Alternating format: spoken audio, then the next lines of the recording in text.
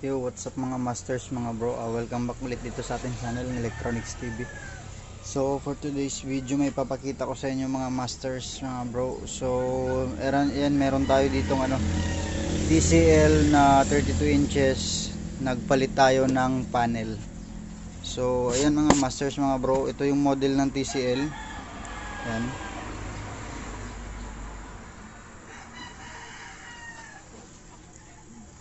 TCL 32D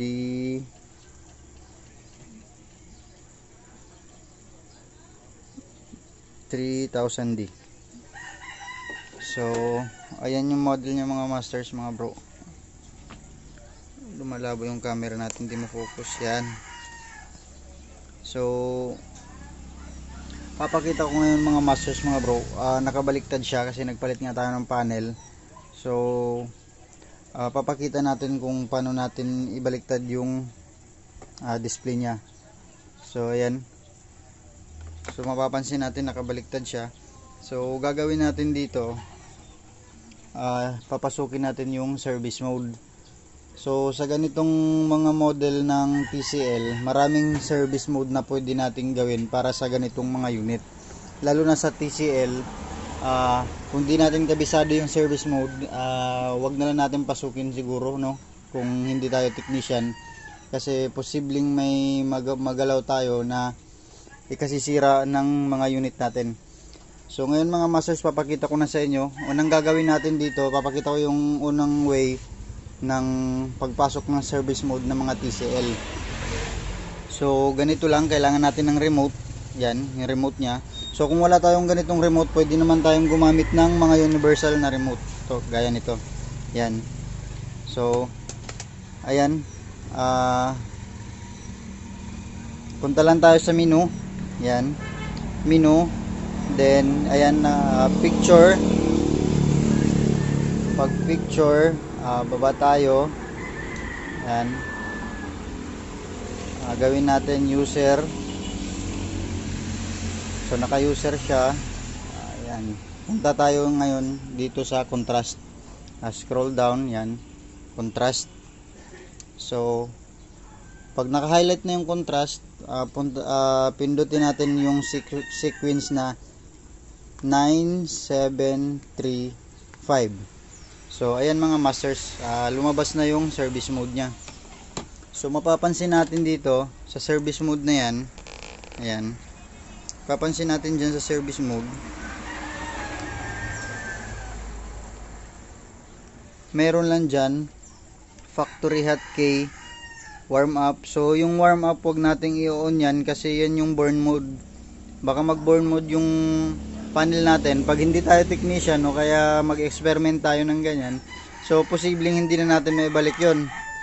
Technician lang yung makakagawa ng paraan para mabalik natin yun. Yung magbo-burn mode siya, yung warm up na yan.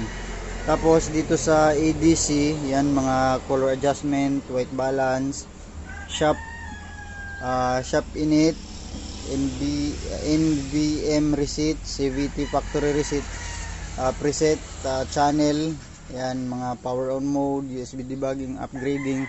So mapapansin natin dyan wala tayong nakikitang panel setting o kaya panel ID, project ID, ganyan. So ibig sabihin lang nito, sa ganitong menu niya, di natin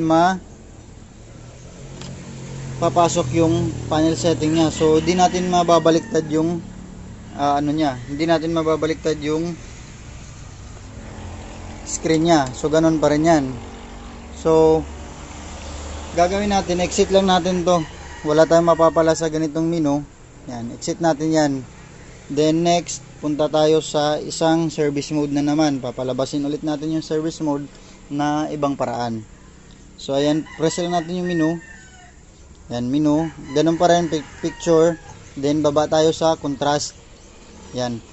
Pag napindot na natin yung contrast, pindutin natin yung 1950.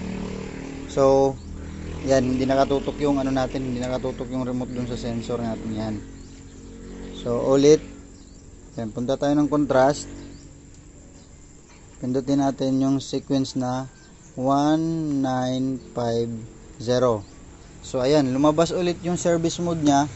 So in this time, ibang service mode na naman yung lumabas, main menu. So dito makikita ulit natin, yan, makikita ulit natin dyan nakalagay design mode hotkey factory menu. So pag binaba natin dito sa factory menu, yan, ganun yung lalabas yung kasa kanina, yung unang service mode.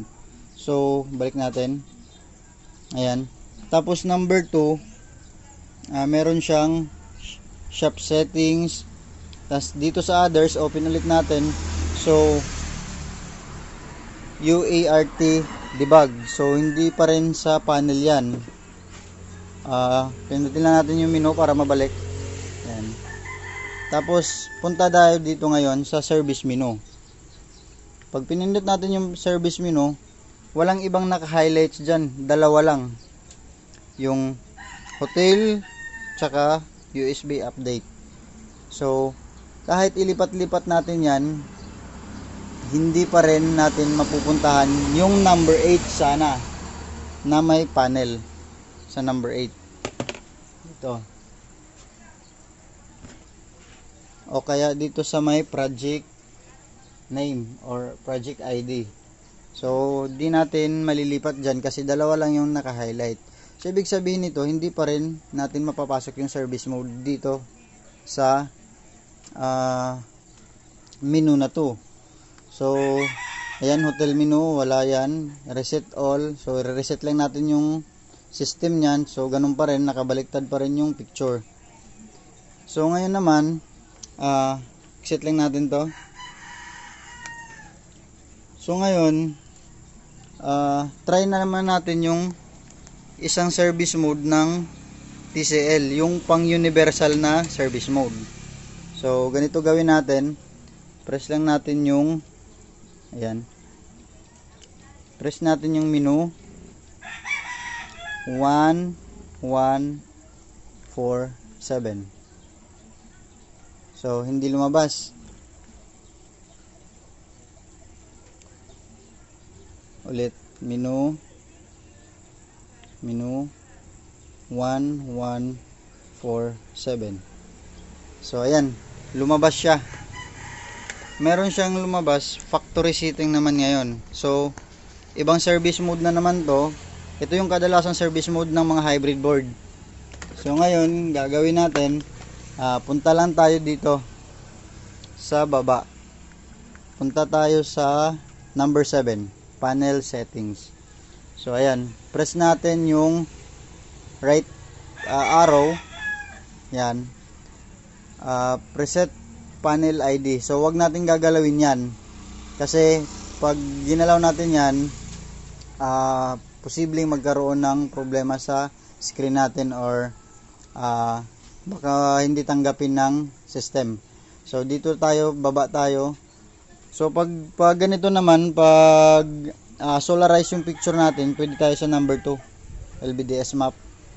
So yan, swap channel dito.